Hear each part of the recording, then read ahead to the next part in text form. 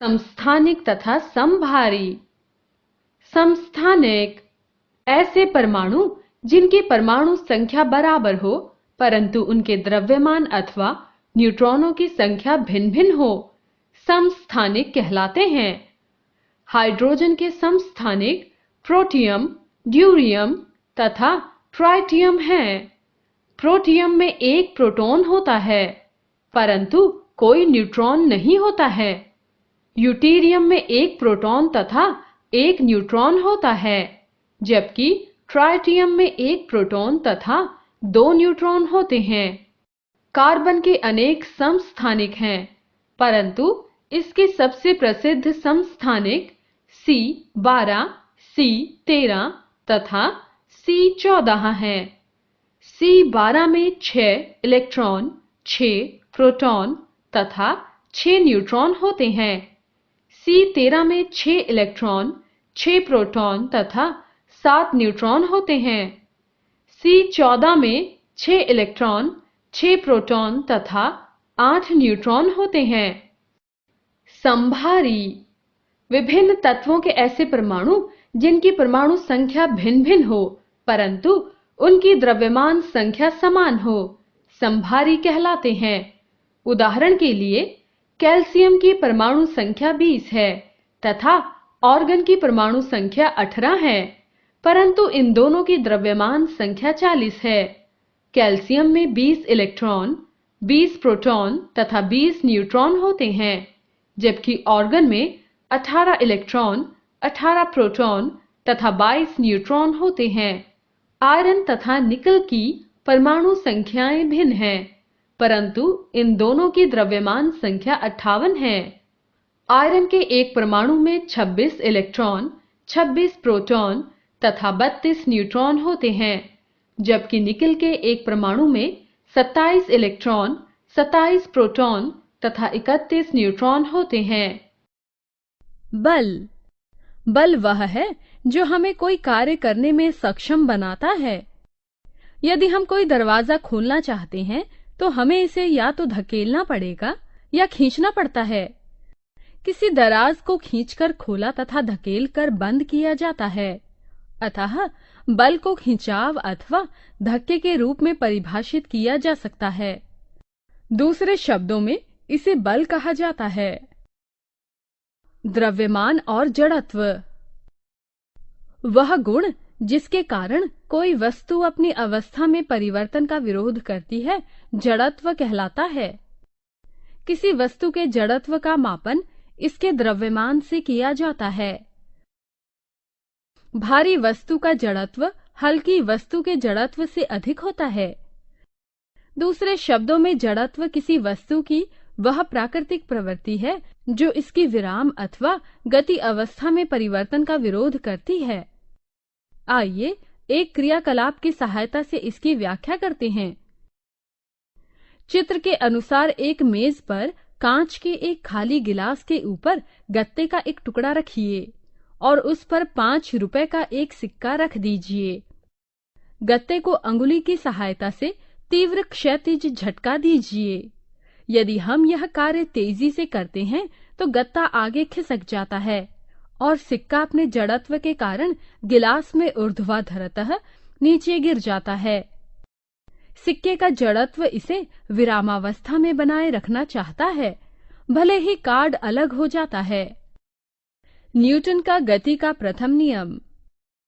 प्रत्येक वस्तु अपनी स्थिर अवस्था या सरल रेखा में एक समान गति की अवस्था में बनी रहती है जब तक कि उस पर कोई बाहरी बल कार्यरत न हो।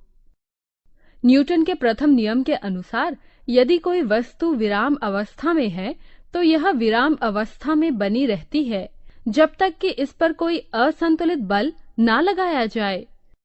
दूसरे, यदि कोई वस्तु गति अवस्था में है तो यह गति अवस्था में रहती है जब तक इसे विरामावस्था में लाने के लिए कोई असंतुलित बल ना लगाया जाए।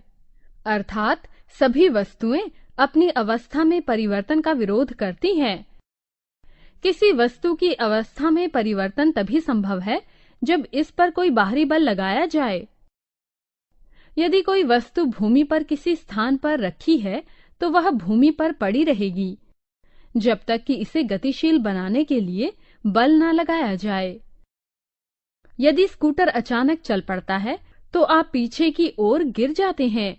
इसका कारण यह है कि जब स्कूटर गति नहीं कर रहा है तो आप और स्कूटर दोनों विरामावस्था में है, परंतु जब स्कूटर अचानक चल पड़ता है तो आपके साथ आपके पैर भी गतिशील हो जाते हैं, जबकि आपके शरीर का शेष भाग विरामावस्था की प्रवृत्ति रखता है। इसके कारण यदि आप सतर्क नहीं हैं तो पीछे की ओर गिर जाते हैं। जब स्कूटर चालक चलते हुए स्कूटर में अचानक ब्रेक लगाता है तो आप आगे की ओर झुक जाते हैं। यह भी न्यूटन की गति के प्रथम नियम पर आधारित है। जब स्कूटर गति अवस्था में है तो आपका शरीर भी उसके साथ गति अवस्था में रहता है, परंतु जब स्कूटर में ब्रेक लगता है तो स्कूटर की गति अचानक कम हो जाती है अथवा स्कूटर अचानक विरामावस्था में आ जाता है। इस स्थिति में शरीर का जो भाग स्कूटर के संपर्क में रहता है वह अचानक विरामावस्था में आ जाता है, जबकि शरीर के शेष भाग में उसी गति से गतिमान रहने की प्रवृत्ति होती है। इसके कारण यदि आप सतर्क नहीं हैं तो आगे की ओर गिर पड़ते हैं। गीले कपड़ों को तार पर लटकाने से पूर्व जल्दी से सुखाने के लिए प्रायः इसे कई बार झटका जाता है। झटके के कारण कपड़ों के छिद्रों में स्थित जल की बूंदें भूमि पर गिर पड़ती हैं। इसका कारण यह है कि कपड़ों को झटककर उसे गतिशील बनाया जाता है। इसके अंदर स्थित जल की बूंदों में विरामावस्था में रहने की प्रवृत्ति होती है और वे कपड़ों से अलग होकर भूमि पर गिर जाते हैं। जब कैरम बोर्ड पर एक के ऊपर एक रखी गोटियों के ढेर पर स्ट्राइकर द्वारा प्रहार किया जाता है तो ढेर की सबसे निचली गोटी निकलकर बाहर आ जाती है और शेष गोटियां यथावत बनी रहती हैं।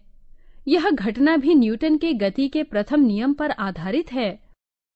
जब ढेरी में स्ट्राइकर से प्रहार किया जाता है तो प्रहार करने के कारण सबसे निचली गोटी अचानक गति अवस्था में आ जाता है और शेष गोटियों में विरामावस्था में रहने की प्रवृत्ति होने से वे ऊर्ध्वाधरतः नीचे आ जाती है और उसी स्थान पर यथावत बनी रहती है। गति का तृतीय नियम। गति का तृतीय नियम प्रत्येक क्रिया की समान तथा विपरीत प्रतिक्रिया होती है, अथवा जब एक वस्तु दूसरी वस्तु पर बल लगाती है तो दूसरी वस्तु भी पहली वस्तु पर बल लगाती है और ये दोनों बल परिमाण के एक समान लेकिन दिशा में विपरीत होते हैं। आइए एक क्रियाकलाप द्वारा इसकी व्याख्या करें। माना दो स्प्रिंग तुलाएं चित्र के अनुसार एक दूसरे से जुड़ी हैं। तुला बी का स्थिर सिरा दीवार जैसे ठोस तल से जुड़ा है।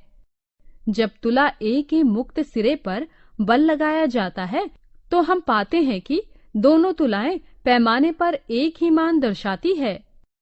इसका अर्थ यह है कि तुला ए द्वारा तुला बी पर प्रयुक्त बल तुला बी के द्वारा तुला ए पर लगाए गए बल के परिमाण के समान है, परंतु बलों की दिशा विपरीत है। तुला ए के द्वारा तुला बी पर लगाया गया बल क्रिया है, जबकि तुला बी द्वारा तुला ए पर लगाया गया बल प्रतिक्रिया कहलाता है।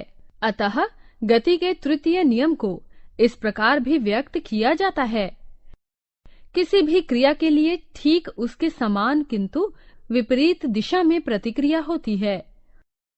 एक अन्य उदाहरण देखिए।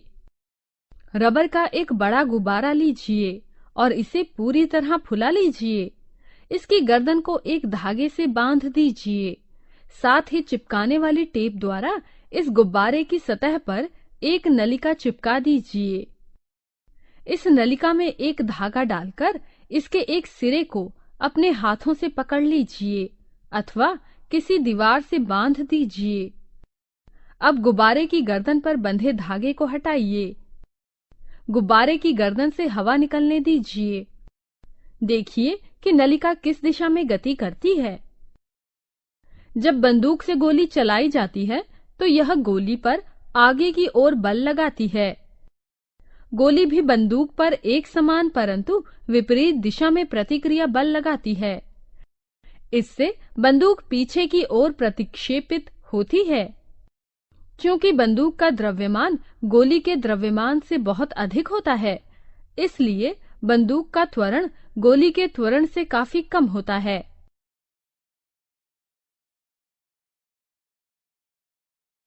संवेग संरक्षण। माना कि दो वस्तुएं यानी दो गेंदें A तथा B, जिसके द्रव्यमान क्रमशः ma तथा mb है, एक ही सरल रेखीय दिशा में क्रमशः अलग अलग वेग ua तथा ub से गति कर रही है तथा उन पर कोई अन्य असंतुलित बल कार्यरत नहीं है। माना ua छोटा है ub से तथा दोनों गेंदें एक दूसरे से टकराती हैं, जैसे कि यहाँ प्रदर्शित किया गया है। माना कि टक्कर का समय t है। इस समय गेंद A गेंद B पर FAB बल लगाती है तथा गेंद B गेंद A पर FBA बल लगाती है। माना कि टकराने के बाद गेंद A और गेंद B का वेग क्रमशः VA तथा VB है। टकराने के समय इसके संवेग परिवर्तन की दर अथवा FAB क्रिया होगी। FAB बराबर MA कोष्ठक VA घटा UA कोष्ठक बटा T। इसी प्रकार टकराने के बाद गेंद B के संवेग परिवर्तन की दर कोष्ठक बराबर FBA अथवा प्रतिक्रिया होगी। FBA बराबर MB कोष्ठक VB घटा UB कोष्ठक बटा T। गति के तृतीय नियम के अनुसार FAB बराबर घटा FBA, MA कोष्ठक VA घटा UA बटा T बराबर घटा MB कोष्ठक VB घटा UB कोष्ठक बटा T। MAVA घटा MAUA बराबर घटा MBVB जमा MBUB, MAUA जमा MBUB बराबर MBVB जमा MAVA। चूंकि कोष्ठक MAUA जमा MBUB कोष्ठक टकराने से पूर्व दोनों गेंदों A तथा B का कुल संवेग है तथा कोष्ठक MAVA जमा MBVB कोष्ठक टकराने के पश्चात उनका कुल संवेग है। हम देखते हैं कि टकराने के समय तथा टकराने के बाद दोनों गेंदों का कुल संवेग अपरिवर्तित अथवा संरक्षित रहता है, जबकि इस पर कोई अन्य बाह्य बल नहीं कार्यरत है। इस प्रकार संवेग संरक्षण के नियम के अनुसार टकराने के द्वारा दो वस्तुओं का कुल संवेग अपरिवर्तित अथवा संरक्षित रहता है, जब तक कि उन पर कोई असंतुलित बाह्य बल कार्यरत न हो।